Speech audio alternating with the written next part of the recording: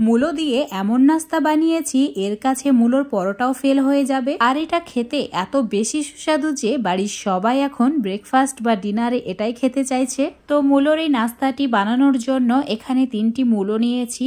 প্রথমে খোসাটা ছাড়িয়ে ভালো করে জল দিয়ে ধুয়ে নিয়েছি, তারপর জলটাকে মুছে নিয়েছি। এখন একটা গ্রেটারের সাহায্যে মূলোগুলোকে গ্রেট করে নিচ্ছি। মূলোর মধ্যে যে অতিরিক্ত জল থাকে সেই জল দিয়েই পরোটা বানাবো। তো এই মূলোর মধ্যে দিয়ে দিতে হবে টমেটো কুচি। এখানে একটা ছোট সাইজের টমেটোর বীজগুলোকে বের করে ছোট করে কেটে অ্যাড করেছি।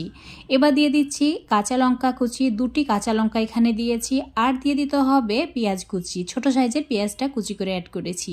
এখন স্বাদ মতো নুন, হাফ চামচ হলুদ গুঁড়ো, হাফ চামচ ঝাল লঙ্কার গুঁড়ো, আর দিয়েছি ধনের গুঁড়ো, জিরের গুঁড়ো, আর দিয়ে দিতে হবে হাফ চামচ আদা বাটা। এখানে আদা বাটা অবশ্যই অ্যাড করবে।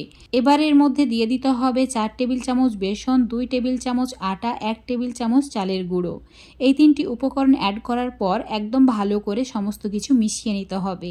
এখানে জল দেওয়া যাবে না। প্রথমে ভালো করে মিশিয়ে নেব, তারপর কয়েক মিনিটের জন্য ঢাকা দিয়ে রেখে দেব। তাতে এই যে মূলোর মধ্যে থাকা জল সম্পূর্ণ বেরিয়ে যাবে, তাহলে বোঝা যাবে যে কতটুকু আর জল লাগবে। এখন ঢাকা দিয়ে 6 মিনিট এভাবেই রেখে দিচ্ছি। তোমাদের 6 মিনিট পর দেখাচ্ছি। দেখতেই পাচ্ছ মূলো থেকে প্রচুর পরিমাণে জল ছেড়েছে। তো এর মধ্যে এবার দিয়ে দিতে হবে সামান্য পরিমাণে ধনেপাতা কুচি। 1 মুঠি ধনেপাতা কুচি অ্যাড করেছি, তারপর ভালো করে মিশিয়ে নিচ্ছি। আর হ্যাঁ, এখানে বেসনের পরিমাণটা অবশ্যই বেশি রাখবে আটার চেয়ে। বেসনের পরিমাণ বেশি হলে এই নাস্তাটি খেতে খুবই সুস্বাদু লাগে। আমার এই মিশ্রণটা একটু ঘন মনে হয়েছে, তাই সামান্য পরিমাণে জল দিয়ে ভালো করে মিশিয়ে নিয়েছি। তো এখন এই মূলোর নাস্তা বা মূলোর চিলাটা বানিয়ে নেব। তার জন্য চুলোর উপর একটা তাওয়া খুব ভালো করে গরম করে নিয়ে সামান্য পরিমাণে তেল দিয়ে ব্রাশ করে নিতে হবে।